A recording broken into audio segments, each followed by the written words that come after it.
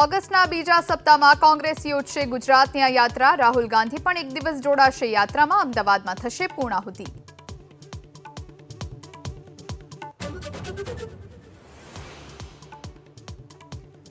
સુરતના સારોલી વિસ્તારમાં metro બ્રિજનો span નમતા દોડધામ. સદનસીબે કોઈ જાનહાનિ નહીં. સારોલીથી કડોદરા તરફનો રસ્તો બંધ.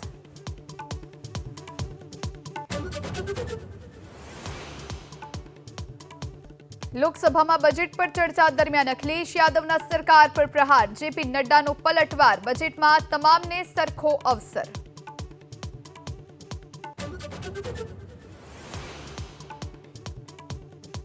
પીએમ મોદીએ ઉદ્યોગપતિઓને આપ્યો વિકાસનો મંત્ર. કહ્યું 10 વર્ષમાં 5 મોટી આફતો છતાં વિકાસની ગતિ નથી અટકી.